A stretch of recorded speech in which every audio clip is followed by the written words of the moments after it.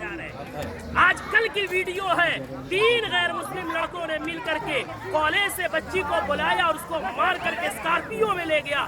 3 दिन रेप किया और रेप करने के बाद उसके जिस्म को सरेआम ले करके फेंक दिया। आए दिन ये खबरें आ रही हैं।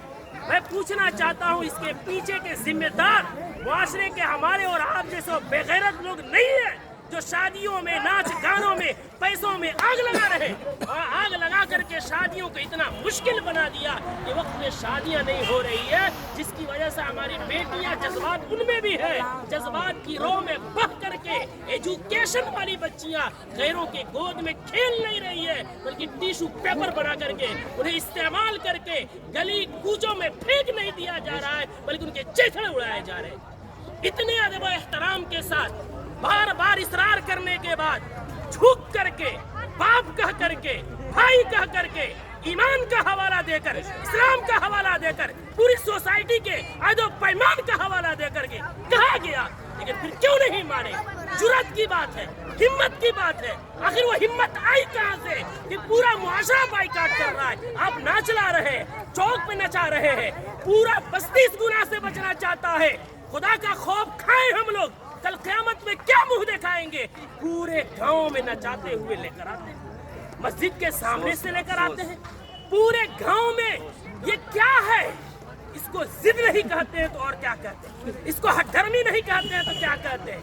कौन है वो मौलवी, कौन है वो आलिम दीन जिसने कुरान और हदीस पढ़ा है और इतनी सख्ती से मना करने के बाद उस मजलिस में, उस शादी में नाच गाना हो और वो निकाह पढ़ाए, उसका कुरान और हदीस इजाजत देता है? मैं तो एहतराम करता हूँ कि इन्होंने पहले ही जो हमसे मोहब्बत और शफकत के साथ इकरार किया है। कौन है ऐसा जो जिस मजलिस में नाच हो रहा हो, जिस स्टेज में वेशियों का धंधा चल रहा हो, जिस स्टेज में खड़ा हो करके बहनों के पाँव में घुंघरू बांधा जा रहा हो, उनके सरों से दुपट्टे खींचे जा रहे हो, जिस निकाह जो इबादत है उस इबादत के अंदर मुआशरे के लंगे और लुफंगे और लवंडे औरतों के पीछे तालियां बजा रहे हो, वो निकाह में किस मौलवी का इल्म इजाजत देगा निकाह पढ़ाने का?